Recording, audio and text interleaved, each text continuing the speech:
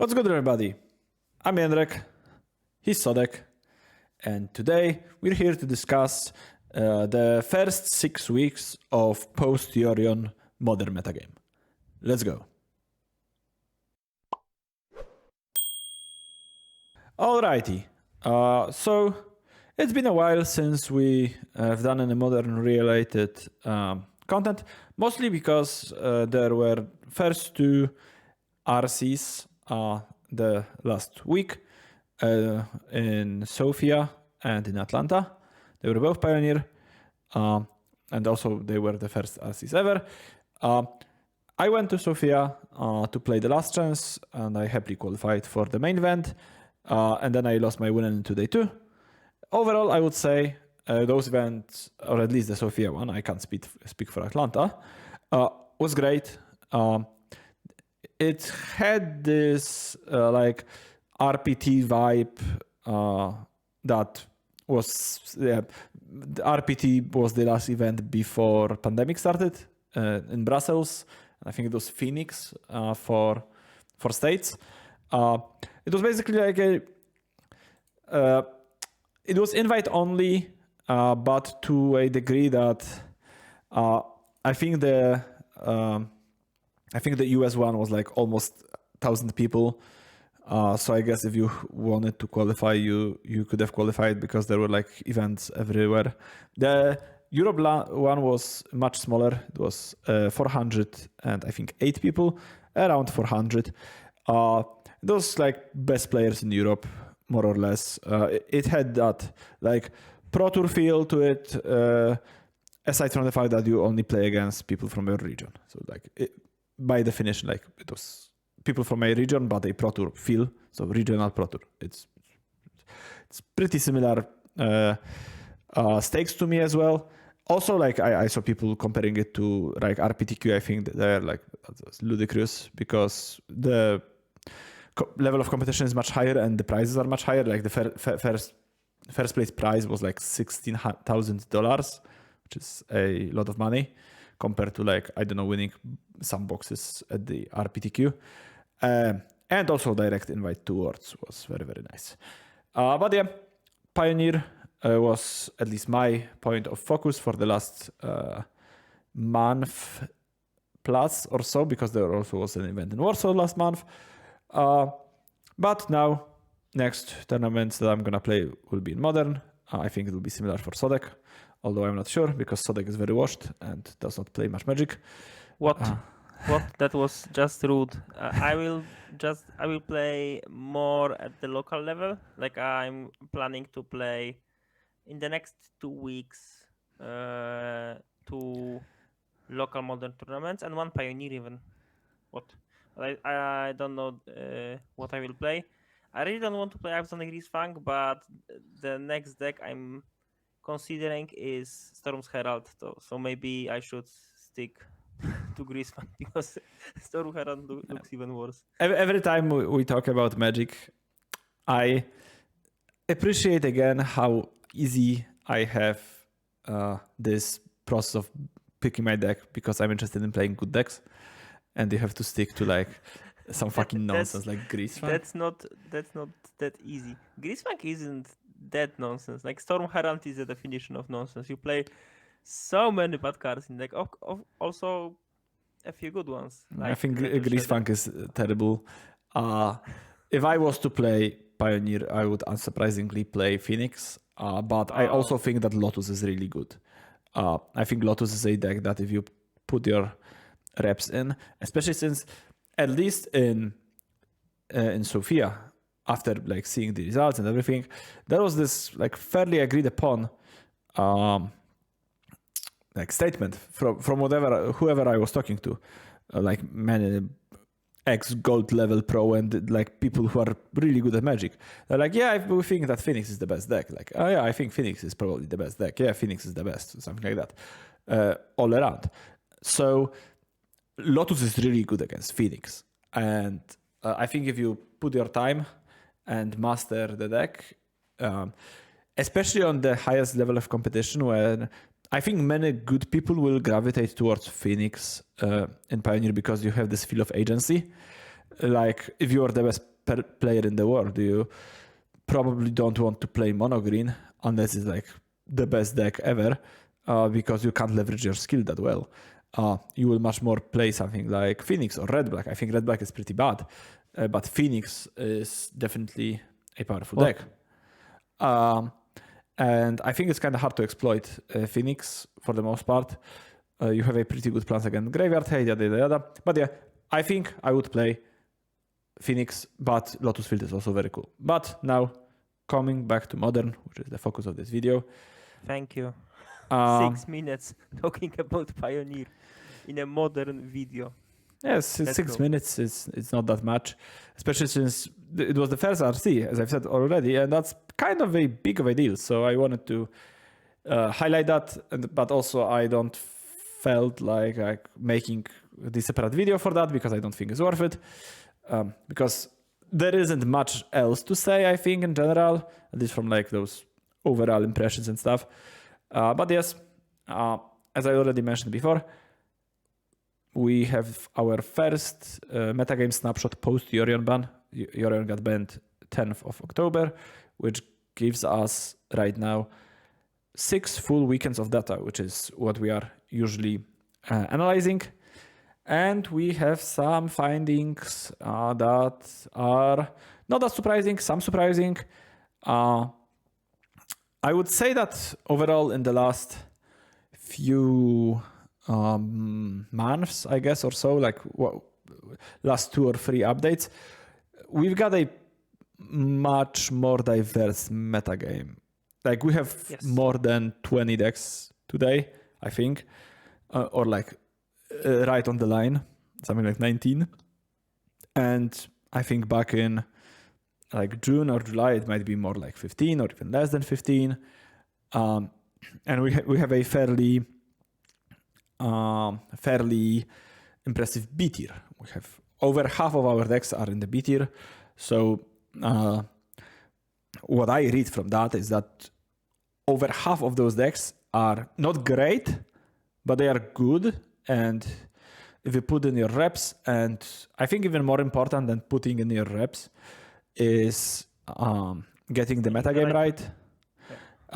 Like in general, Modern used to be a format in which you have those archetype specialists, and you can win with a subpar deck if you play it very well. And I don't think it's the case anymore, and I am glad that it's not the case anymore. I think you can afford to be an archetype specialist for decks that are great. Like you can only play Hammer, you can only play Merclite, you can only play Amulet. That's fine. But for example, you can't only play Tron. Like you will lose a lot of tournaments because Tron is a bad choice for those. I think those decks that are like right on the verge of A and B tier, like Yawgmoth, for example, you can probably just play Yawgmoth every single tournament and do fairly well. Or like, I don't know, Living End, or like Blue-White. Like, how good is Blue-White? Like, apparently pretty good. But like, you can't play Merfolk and just expect to be putting up consistent results anymore. Or I don't know, Goblins or Devon Taxes or whatever. Those decks that like people, yes, I have 10,000 hours of those decks. Like, it's just not the case. Which once again, I welcome. I think that the fact that Modern became a format that's like more enticing to quote unquote good players is something I appreciate. Mostly because I wasn't very good at Magic back when Modern was a format of know your deck inside and out and get leverage from that. And then I knew my deck inside and out and got leverage from that. And now we're at the point in which Modern is more about, okay, I will play well because I'm good at playing Magic, and I will play those games that are interactive with a lot of decision points, and I play them well. So it's naturally more enticing to me. It's obviously less enticing to people who really like to play like linear deck, like Sodek, for example, because Dredge is not very good. I would say more. I think Dredge is honestly horrendous. I played against Dredge today with Merc, and I think like my last 5 matches against Dredge with Merctide. I think I won all of them without any graveyard hate whatsoever. Just I played my cards and they fizzled because their deck is just not on a power level of Modern. Of course, there's this small subset of people who really enjoyed like old Modern, so to speak, and aren't the biggest fan of the current iteration of Modern. But I think for the vast majority of people, this current Modern is really great, which once again I welcome. Unless you have any overall impressions to add, Sodek, we can start going through our tier list. Like I'm not I feel that the metagame has changed in a way that some of the decks that you mentioned that are like good from time to time can be at least okay moving forward. For instance, I'm very surprised how good Merfolk has become, and like I would love to say that the deck is, you know, kind of bad, or maybe it has its like 5 minutes to shine and then it will disappear, but it's not the case. Like Merfolk keep gravitating around this like higher and higher B spot, and I expect it to stay in this position and maybe go even higher. So like the main predator of Merfolk as a deck in the form of 4-color is not as popular. The deck is not dead by any means, but like the biggest predator of tribal decks is not around. And I don't agree that 4-color was the main predator of those decks. I think the biggest problem of every tribal deck since MH1 was you're on the draw against turn 1 Ragavan. And I think Merfolk versus Merctide is fairly solidly in Merctide's favor. I also think that red-black against Merfolk sounds like something super terrible for Merfolk to play. You just get fueled twice. Yes, but also you play main deck subtlety. So you have sure, but then you trade like 2 for 2. And they have this card as well. And they have their own Ragavan. And will you subtlety turn 1 Ragavan? Sometimes you have to, but it's like super terrible for you. I think that the biggest reason why Merfolk are somewhat popular and also somewhat successful is creativity. It feels to me that creativity matchup should be like really good for Merfolk. Because like Spreading Seas is basically a Stone Rain. Since you take away their mountains for Dwarven Mines. Most of your creatures are X2s, or you can flash in your Lord EOT, so your creature rarely die to Ren. You will get unblockability. I feel you are pretty good against the card Spell Pierce, which is one of the main tools of interaction for creativity decks. So I can see Merfolk being good, mostly on the back of that.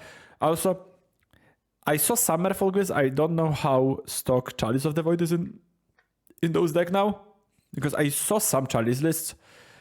And in general, moving towards a bit more stompier approach with Merfolk sounds somewhat enticing to me, because it's like a deck without good 1-drops, so playing Chalice of the Void makes some sense in it. But enough about Merfolk, because we are starting like from the middle of it by talking about Merfolk. So first of all, as always, A tier. We don't have any S tier decks. There is nothing that's like head and shoulders above the rest of the format, or not even head and shoulders above the rest of the format. Like there is no deck that you just call the best deck in a way that, I don't know, Merctide was for a couple of months after Lurus got banned, or how Shadow was in the last few months before Lurus got banned. So our A tier is 6 decks in order. We have Merctide, Hammer, Red-Black Scam, Creativity, Amulet, and Scales. And note that Red-Black Scam also will include some small amount of non-scam Red-Black, because the data scraper that I'm using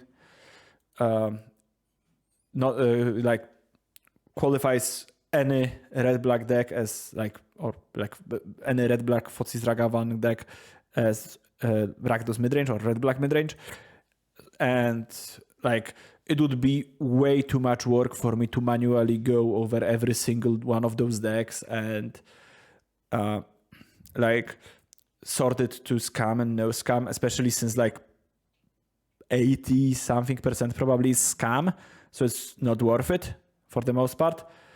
But yeah. Yeah, so there are some decks that are in A tier or even in S for a long time already, like Merktide, Hammer, Creativity, that haven't changed, and these decks are just really powerful, stable, have the potential to create some non-games in terms of you are on a play and opponent stumbles a bit and you never let them come back to the game. So nothing new here.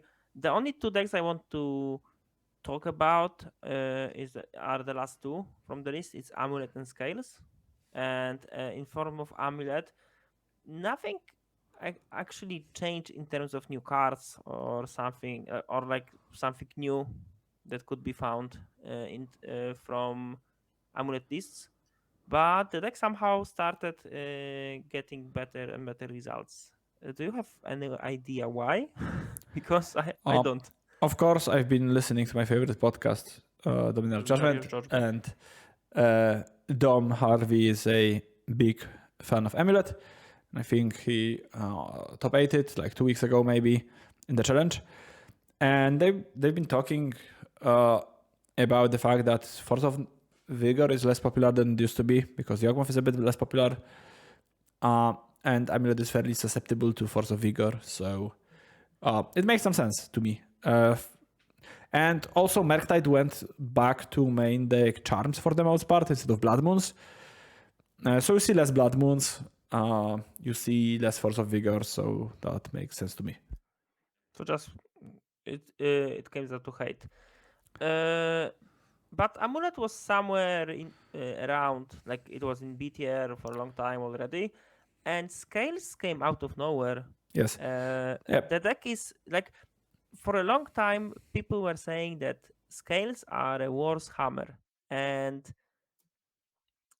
I just like can't agree with this statement anymore because there are like some different situations and matchups when you don't want to be hammer but want to be scales. Yeah, of course, it's like heavy removal actions, for example. Like Scales Yeah. were mostly, I think, Warhammer against Force of Vigor specifically, which is a card that's very problematic for Scales as well. And another like that data point that would kinda confirm what we just talked about, that downtick in Force of Vigor made Amulet and Scales better, because like if you Force of Vigor like Scales and Saga or something like that is backbreaking. But if you Fury Hangarback Walker, that's kind of whatever. So I think Scales are better by a fairly wide margin against Red Black than Hammer is. Like Grief or Fury rather doesn't sound like a super great card against Scales. Like it's still okay-ish, but it's not the same level of just getting 3-for-1 or 3-for-2 maybe. I guess for 0 mana. Yeah, and it's much easier to play around Fury. You can just play Ragavan to have an option for modular. You can just go for Hungerback Walkers to get something even if they kill it. You can play Zabaz and keep creatures of Fury range.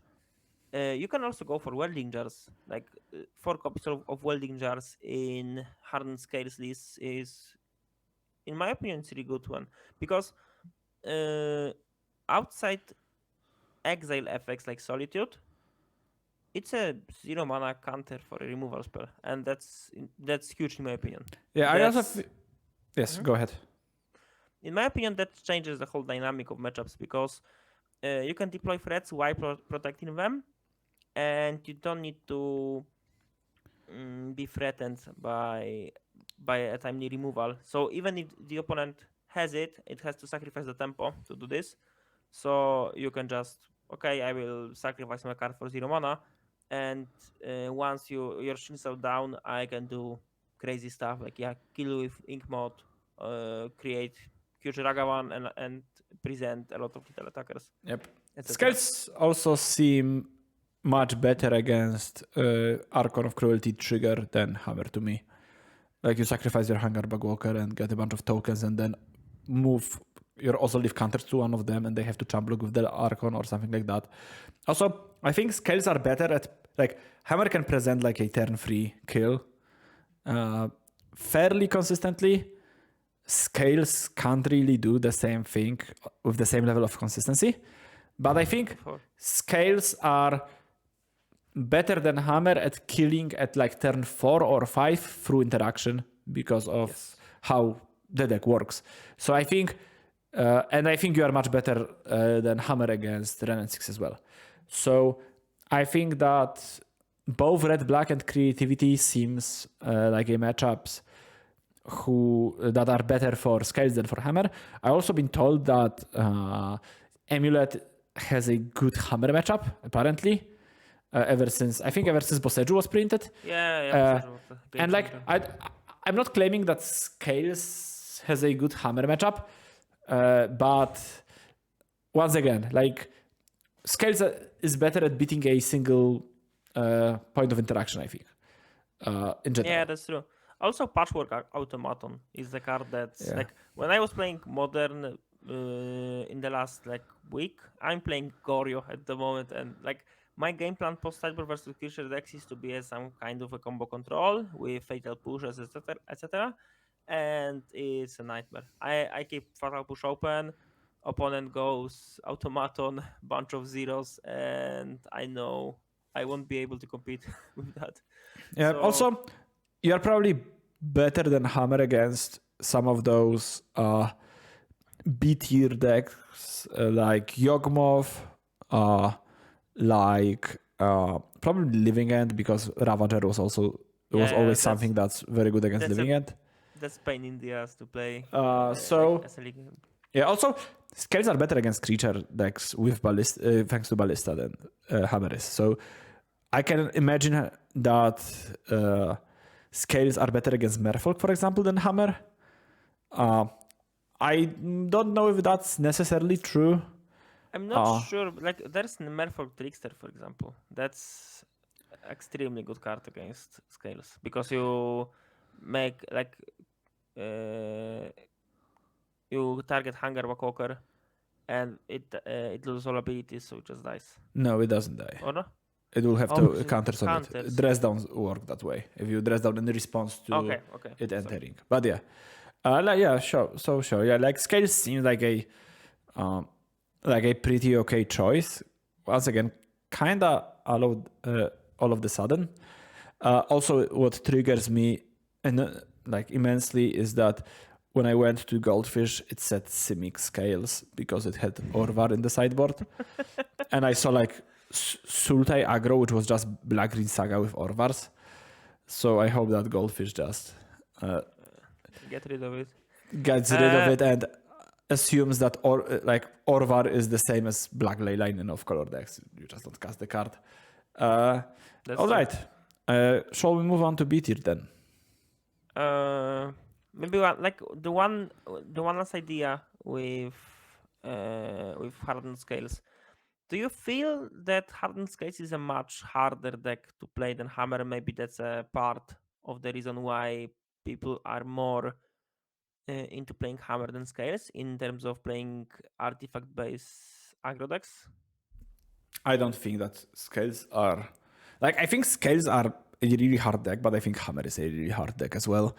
And they are hard in a bit different way. Like Scales has much more of that old school affinity, count my things, difficulties that Affinity used to have, both in standard and extended, modern, whatever.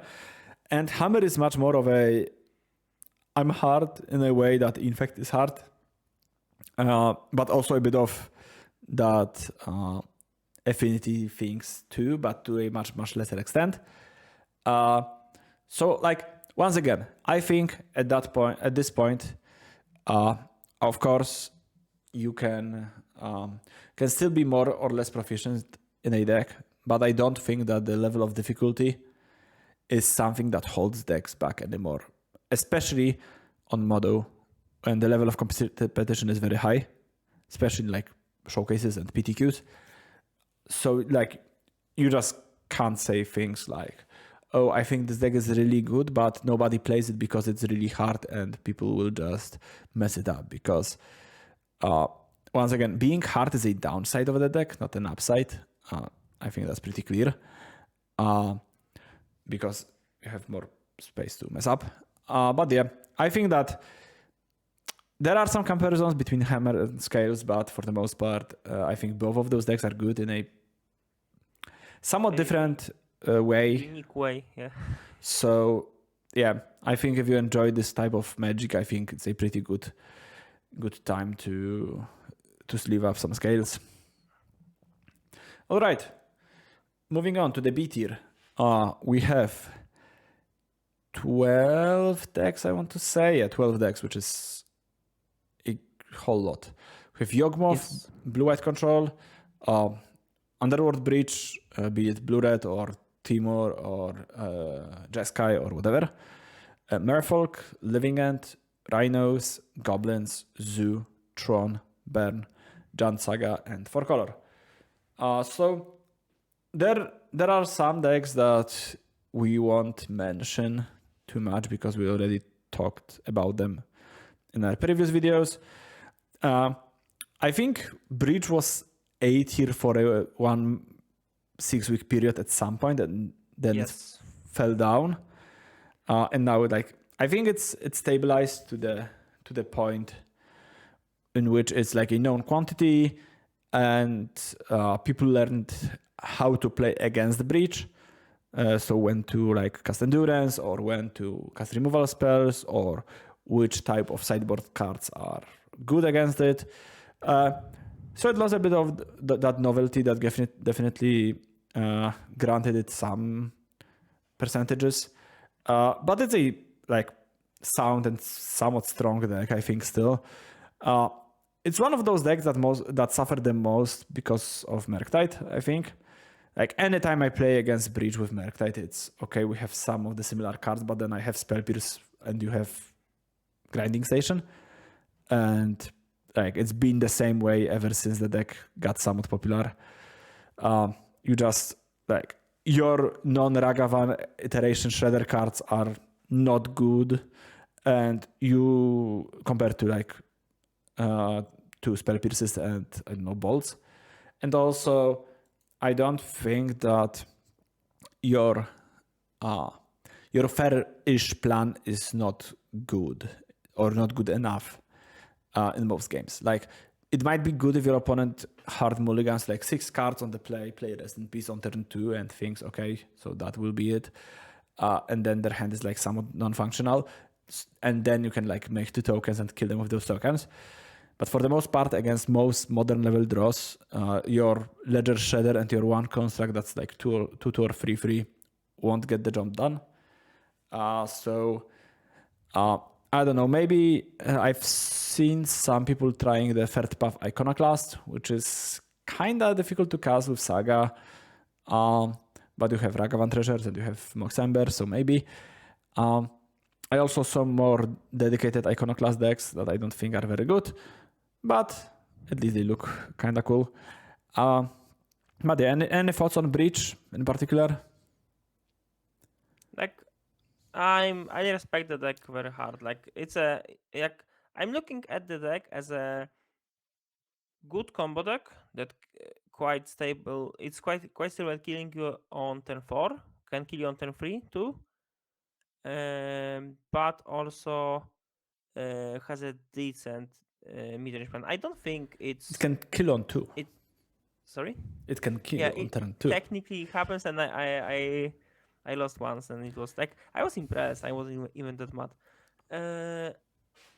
Personally, I feel that the mid-range plan is better than you think. Like you tend to play versus very interactive decks, and if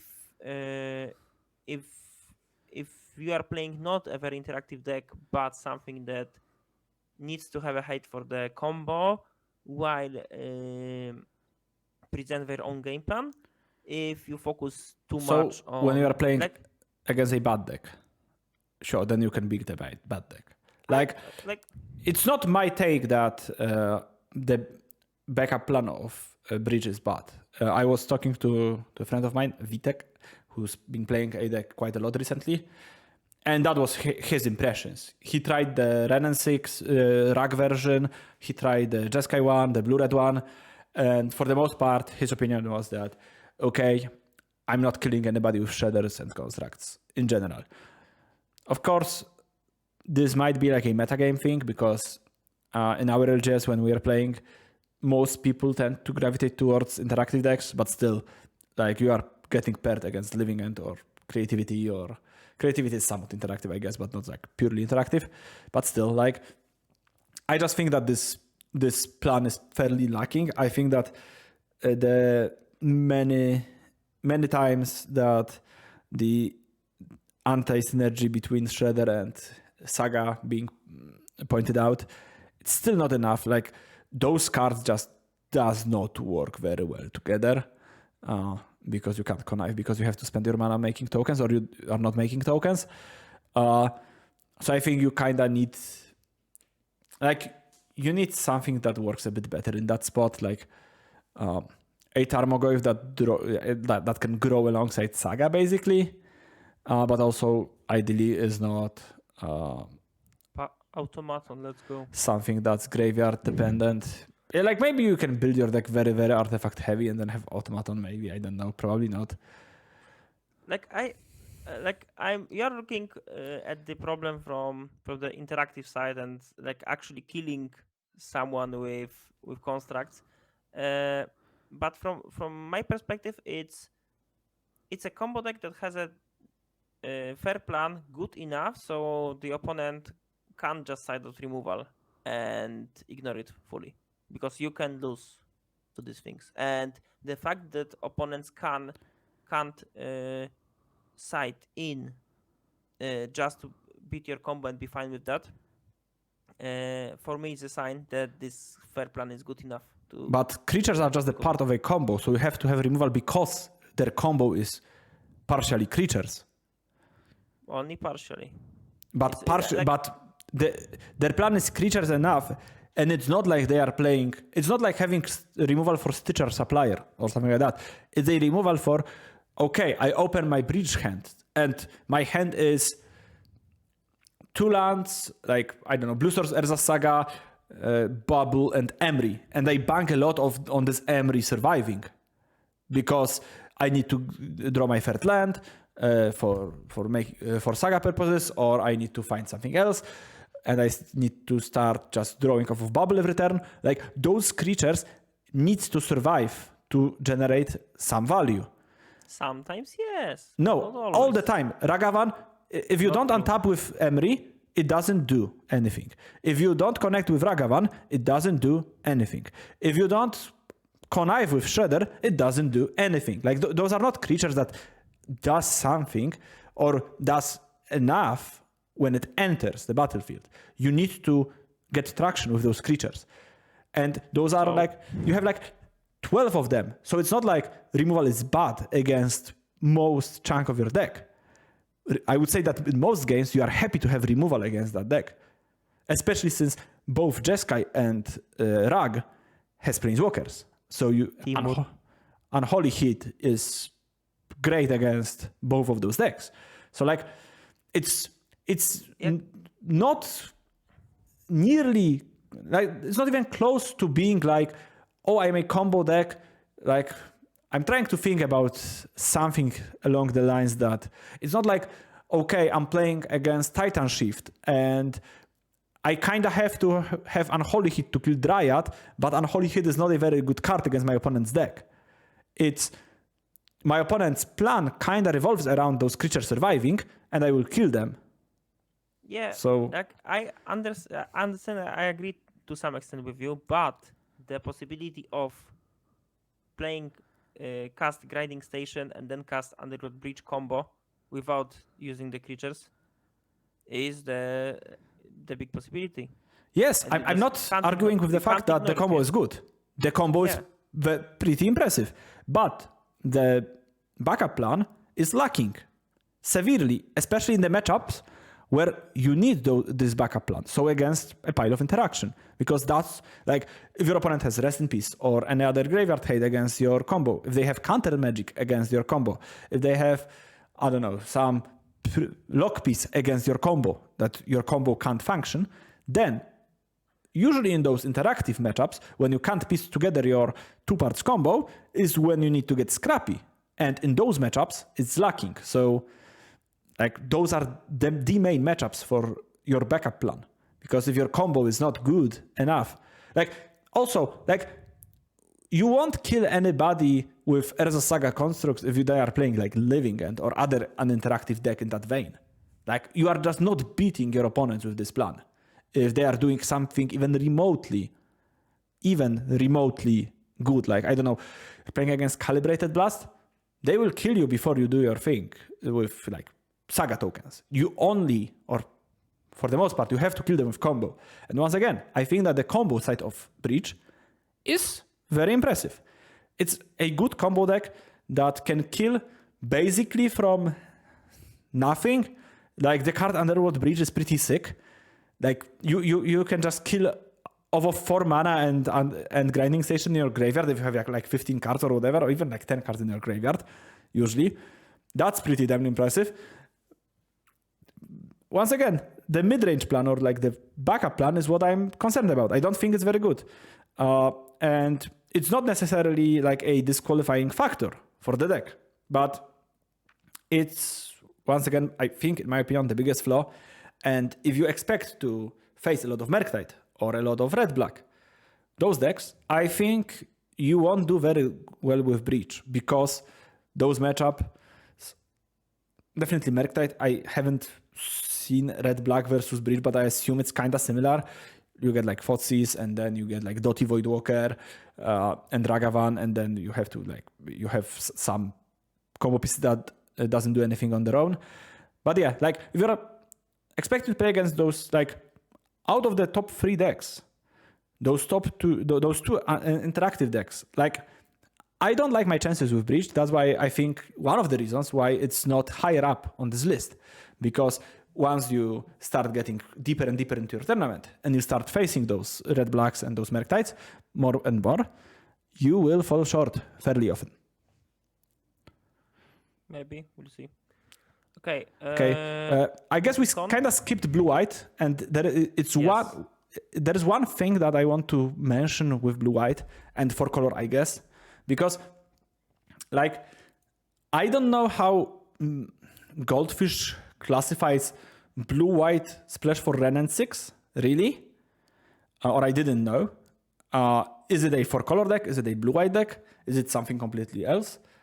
And then I went to like advanced search and I manually searched for every single deck that had Ren and 6 and Archmage's Charm, which is basically a requirement for having those decks. And there are 0 decks online that made any result other than like prelims or leaks in the last 6 weeks. Nobody plays this deck online, yet it has a lot of traction in States because a lot of people who used to play 4-color are like now, okay, I still get to play my Ren and 6 and I will play it in a slightly different shell. So if somebody has success with Ren and 6 and blue cards on Modo, they are largely playing Omnaths as well. But there's like Blue-White plus Ren and 6 deck that I kind of predicted happening when Euron got banned. And I think I hit my shot there. Like it is a deck that people are playing fairly often, especially once again in States. Like I don't know where this discrepancy comes from.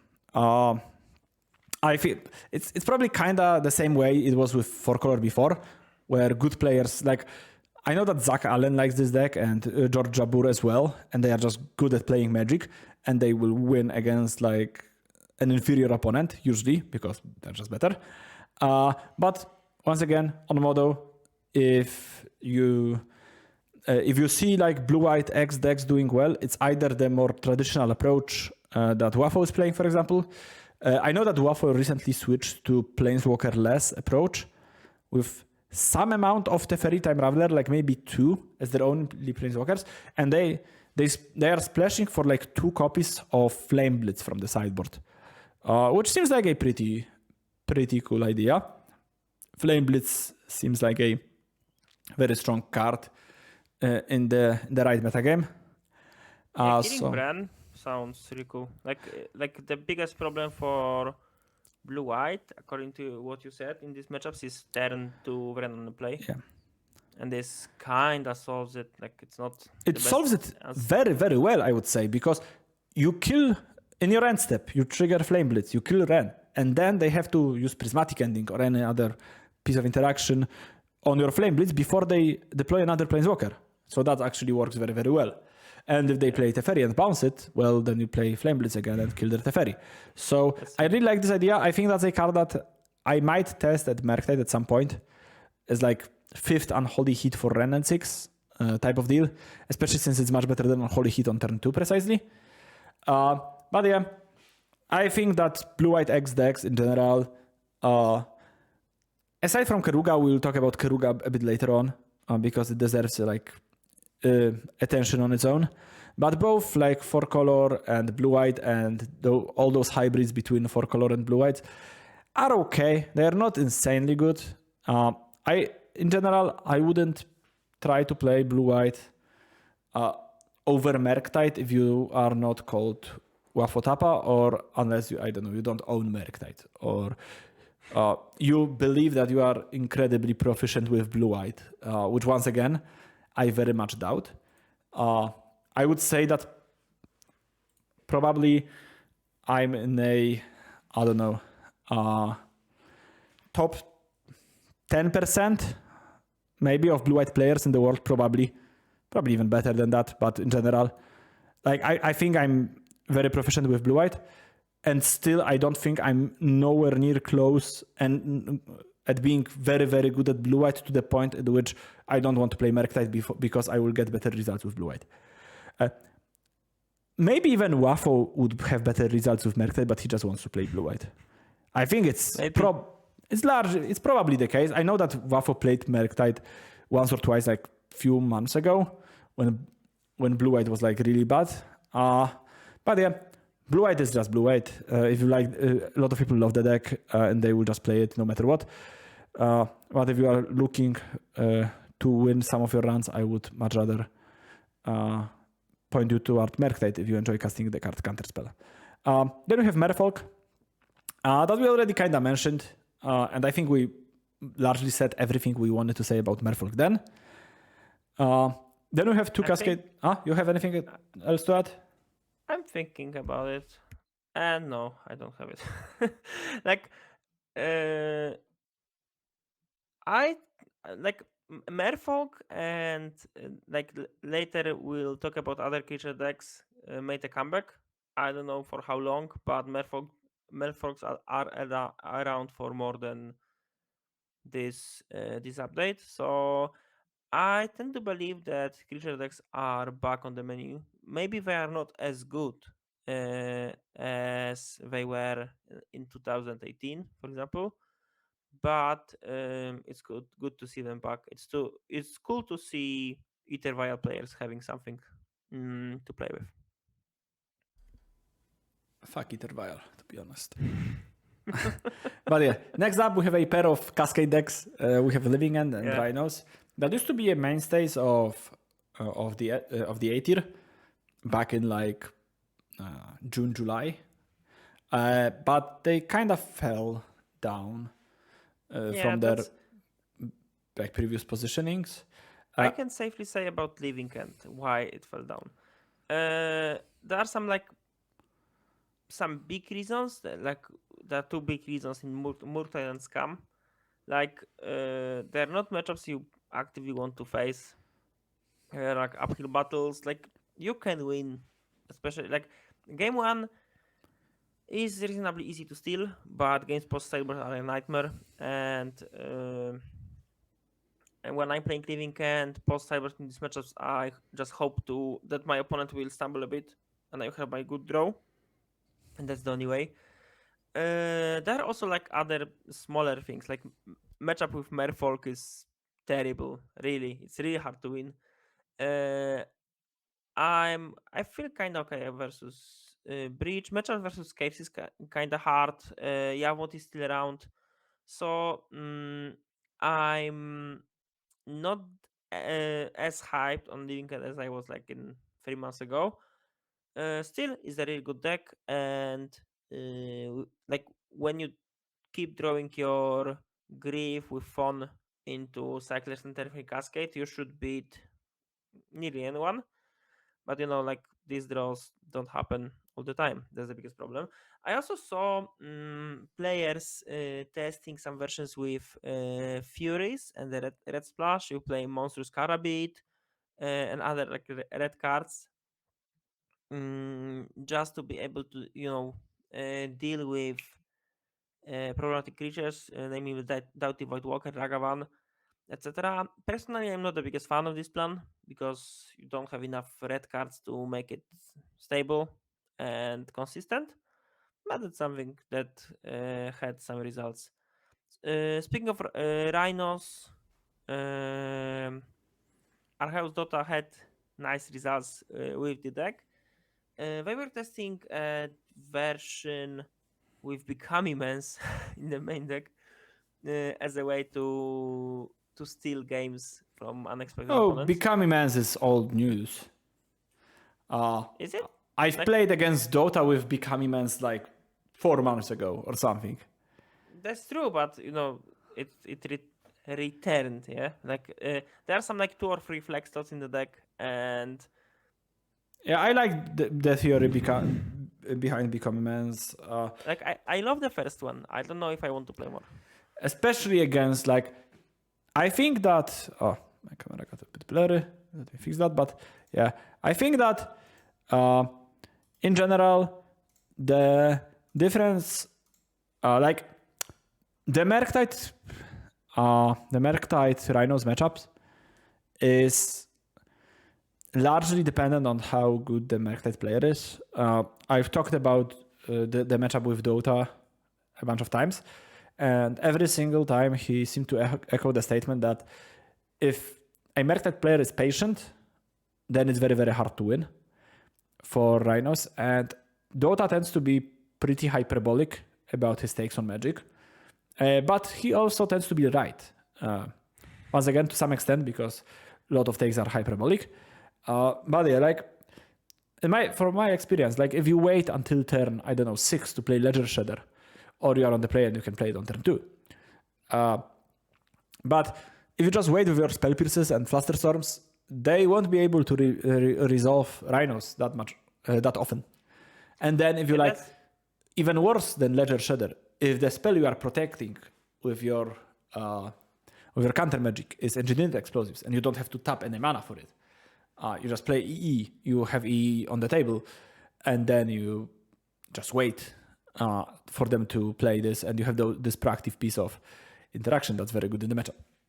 So it's especially good if they, instead of cascading, they have to suspend the Rhinos, and you play EE right before they come off of suspend, or even after they come off of suspend, because if you play it beforehand, then they can leyline mining the EE. But you fight to some extent on the stack for the suspended Rhinos, and then after you like use their resources and tap them down a bit on their turn, you can just untap, play explosives, maybe even use Spell Pierce on Force of Negation that you couldn't use before for some reason because they had too much mana, something like that. So yeah, I think that this matchup is definitely in favor of Merktide if you know what you are doing.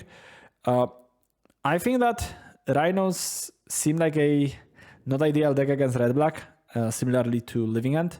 Like I think Living End is, like you mentioned, Merktide and Red-Black as two decks that are like definitely on a tougher side for Living End. And I want to focus mostly on Red-Black because Merktide is just around all the time. Like back in August, Red-Black wasn't popular.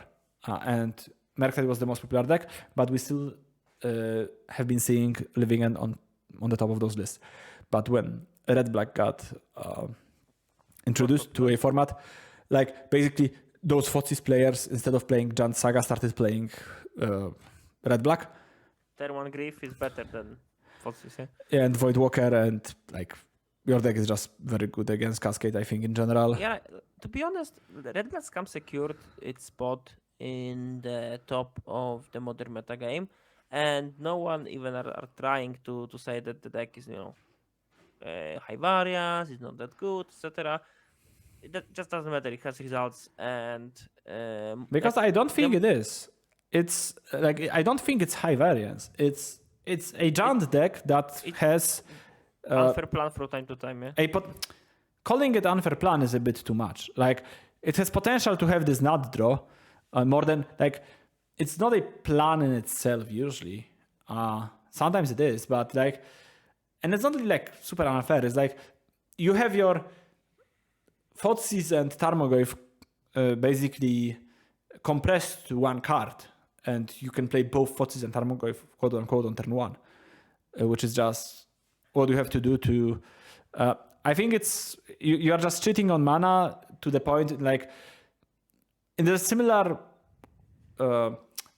amount of unfairness, let's say, to Delve as a mechanic. I would say it like you are playing 8/8 for 2 mana, and in Red-Black you are playing like sweep the board and have 4/4 double strike for 1 mana and 3 cards. But so yeah, I think Red-Black is just a very sound deck that matches up very well against what format has to offer, and the fact that you can like so much of your plan is tied up in incarnations, and you don't have to play too many like bolts and pushes. Like you have some, so you can devote your removal slots to terminates, which is like very important against Murktide.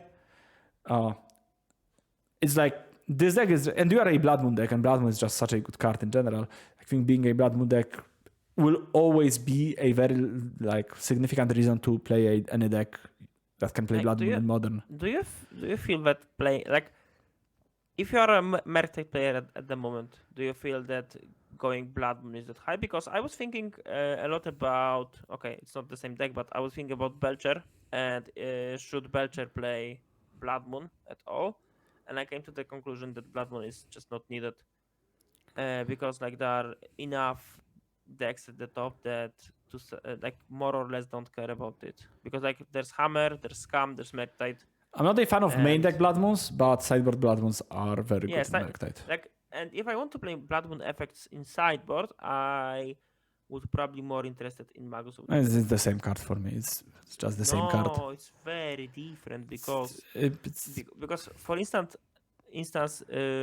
I know the differences between Magus and Blood Moon, but yeah, for the sake of like building your decks and being like, it's I think it's impossible to, aside from like Chord of Calling Toolbox deck, like you can't be a good Blood Moon deck and a bad Magus deck and the other way around. Like if one of those cards is good in your deck, the other will be as well. Once again, unless you are playing like, I don't know, Yawgmoth and you have one Magus to fetch.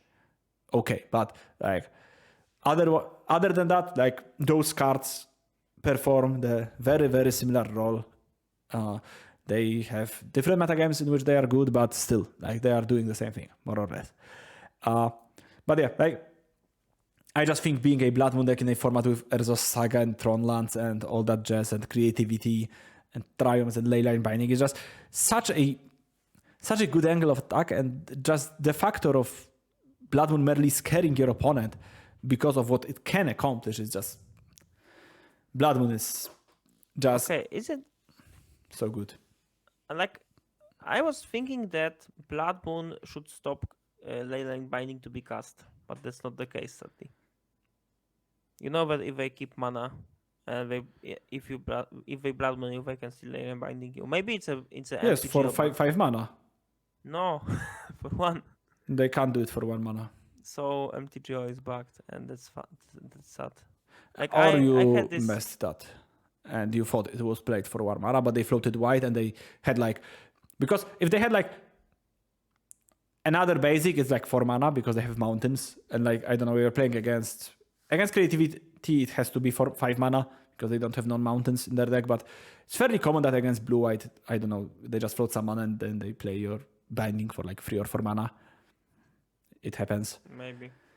Like But I remember when I was playing Belcher, it was kind of irritating because I could just. Of course, it was irritating because you were easily. playing Belcher. That's true. Okay, moving forward. Goblins, kinda regular list. The one trick, maybe not trick, the one difference I saw is the fact that they stopped playing 2-mana Goblin Lord from Dominaria United. Okay. And I know that Goblins won the showcase that happened last week. Yeah. Which is like, I'm kind of lower on that showcase than all the other showcases because both Europe and States played in the RCs. Like, you still have good people from all around the globe, but arguably those are two biggest regions in Magic. And their top players were playing something completely different. So I would say also Brazil. Brazil had their own RC as well, and Brazilians are pretty good at Modo. So in general, I would have a bit less. I think this showcase, even though we counted it just the same way we always counted, I think it like has a slightly less significance to me personally. Because of that, 11-0 is like it's still a very impressive run. Like I didn't want to take away this win from Ganja de Janja. Ganja de Janja, tak. Nice. Yeah. Yes. Like I think that goblins are probably the best tribal at dealing with Ragavan, which is something I do appreciate in tribal decks in general. But I don't have much else to add about goblins. I just a very uninteresting deck to me in general. Like, you were talking previously about Ethervial gamers finding themselves once again, and I said fuck Ethervial, and I'm standing by my sentiment. Boo. I'm not a fan of those type of decks in general. I don't think they offer like super interesting gameplay as well. But like some people like it, so let them be on the fringes of the format. I'm fine with that. I admire goblins because of the combo attached to the tribal deck. That's super cool. Okay, but that's me. Moving on. Zoo? We have Zoo, which is a deck that kind of popped off. Like I want to say a month ago. Since the Lightning Binding printing. Yeah, but it took few weeks to find like, the list that most people are using. It was found quite early, but people were saying that it's a flavor of the month. It will pass, and it didn't. It's still around. Personally, I feel that when I'm playing something more or less unfair, I struggle to win against Zoo because they just play any form of creature and they are huge. And then they keep Stubborn Denial, that's always active, or Leyline Binding, or another sideboard card, and I just can't win. Because they attack me once or twice and finish me with Tribal Flames, Lightning Bolt. GG. Zoo is like inverted Merc, right? Instead of having one creature and a lot of counters, you have a lot of creatures and one counter. And they are doing fairly similar things against like linear decks. But in general, I am not impressed by Zoo. I think it's an alright deck, but like it's not a like. I think that you can play mostly any deck from this list to a reasonable success. Once again, there are decks like Tron that in certain weeks it will be terrible, in certain weeks it will be pretty great. But in general, I think you can play any of those like 20-ish decks and be somewhat successful. But once again, I'm most interested in playing like those top 5 decks or maybe top 10 decks, which are fairly more powerful than everything else in my opinion. Yeah, in my opinion, the biggest problem for Zoo, outside like mana base that sometimes doesn't work, is the fact that most of the creatures you play cost 2 mana. It's Sign of Draco, Kavu, and this Nishopa Brawler. And when you play creatures on turn 2, for example, in a draw, and opponent has 1 mana removal, you're so much behind on tempo. And when it happens again, it's really hard to come back. So I feel the difference of play and draw for this deck is much bigger than other top decks because of how threats Yeah. of this deck Yeah, is your curve line is up. very, very cluttered too. Yeah, A lot of your spells cost mana. that's Okay. We already covered Tron, Burn, and 4-color beforehand as well, so like in previous videos, nothing new to that. I just want to touch very, very briefly on Jant Saga because it got like 2 new cards from the new set, Mishra's Research Desk and Haywire Might. And I saw a bunch of people trying out Jant Saga once again with reasonable success, I would say. Still not a fan.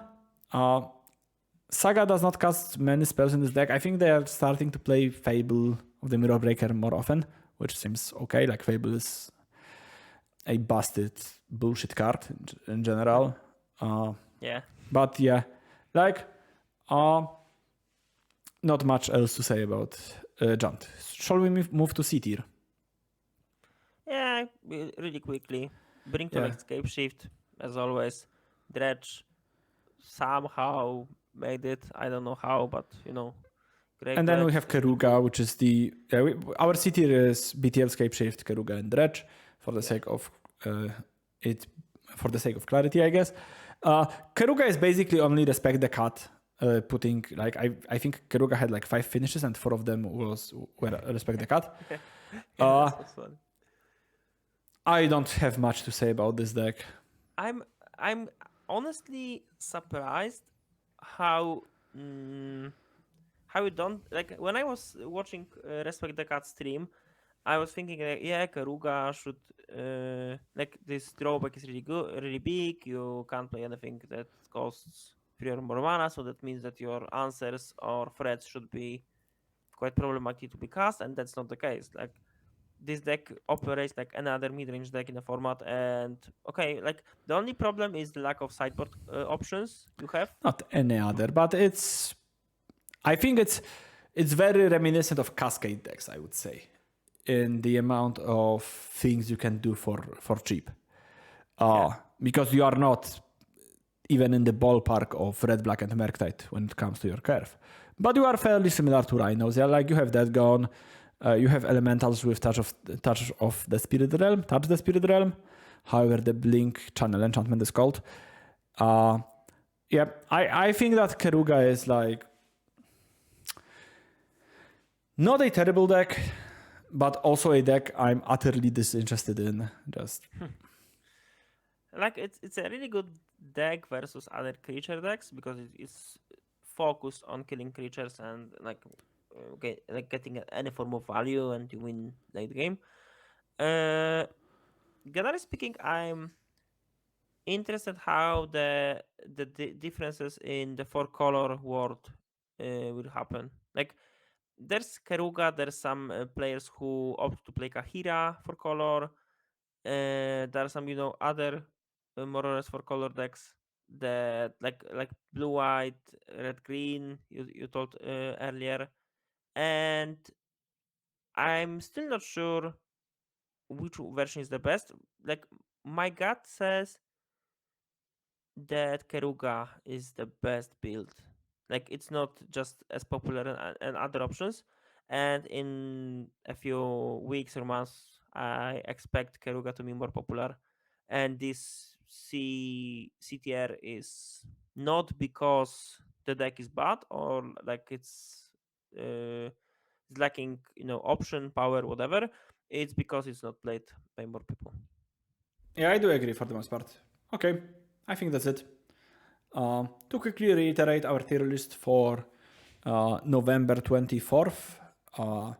So I guess because we are moving to like 6 weeks period or bi-quarterly, however you want to call it, it won't be for any given month anymore. We'll just call them November 24th update or something like that. So Our tier list for November 24th of 2022 is as follows. A tier, Merktide, Hammer, Scam, Creativity, Amulet, and Scales. B tier, Yawgmoth, Blue-White, Breach, Merfolk, Living End, Rhinos, Goblins, Zoo, Tron, Burn, Jan Saga, and 4-color. And C tier is BTL, Scapeshift, Keruga, and Dredge. And yeah, the format Okay, without...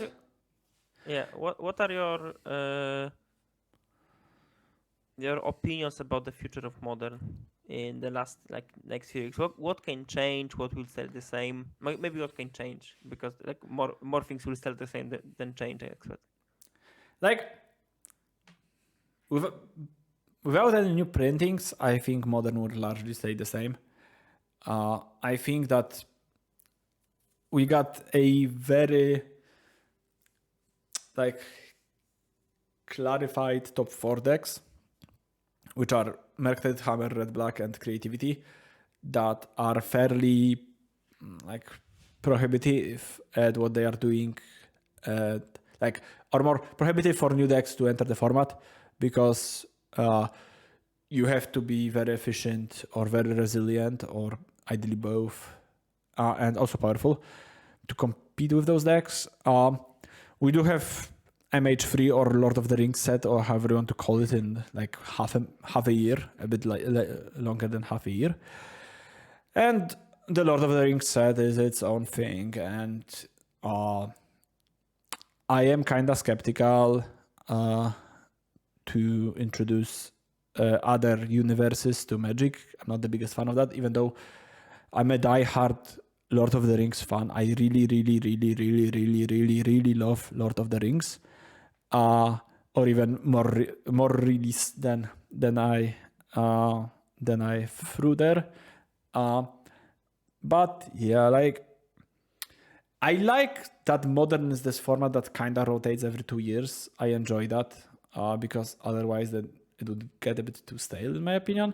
Like the fact that you have to throw like $2,000 or whatever every 2 years is a significant amount of money for sure.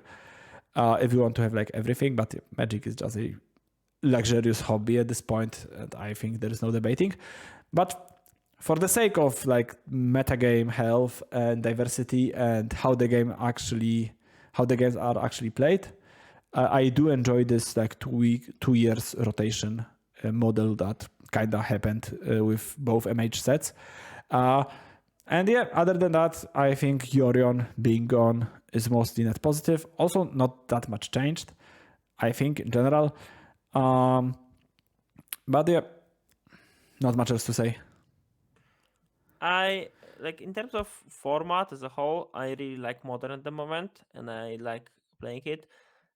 Maybe some games against Scam are a bit I feel too hopeless to enjoy it, but that's one matchup. You And feel I do scammed. That's what it's supposed to be, right? yeah. So that's at least the name of the It's deck. like And the I best really, name for the deck ever. Like yeah, it's just so ideal. yeah, like I would like to find any other better name in the history of Magic, and like I can't find any. Like Scam is like I like bullshit. I like bullshit names that Legacy deck used to have. I think my favorite is Team America. That was a bug deck, and usually the like page shot deck or American controller, or whatever you want to call your deck. Like America was associated with blue, white, and red colors, and there was like a Team America deck, which was basically like bug delver or bug midrange, and I like it because it's just so bullshit. But Scam, like in terms of being like an actually fitting and good name, I think Scam is just a really good name for the deck. yeah. I also like the name Checkpile. Like it was like really Yes, like Checkpile cool. was a cool name. Yeah, cool name too. But Scam beats everything. Yes, Scam Like, is everything. yeah, it's great. Other than that, I expect Keruga to be more and more popular. I feel the deck is really underplayed and should be played more. I expect Scales to go down on the list, as well as Amulet, because like Force of Vigor will eventually come back to the meta. I also expect rival decks to do well. I don't see okay, there are enough reasons to push them out of the format, but yet they're still around, and I don't expect that we'll see even more reasons to not play Merfolk or Goblins, and this deck will just survive and keep pushing more and more results. Okay, so that is for us this 6 weeks, this by quarter, let's say. As always, every link you need to find us on different social media or around the internet is in the description below, as well as timestamps, yada, yada, yada. Yep. Thanks as always for watching. We are really grateful for your support, and we will see you when we see you. Until then, happy modeling, take care, and bye bye. See ya.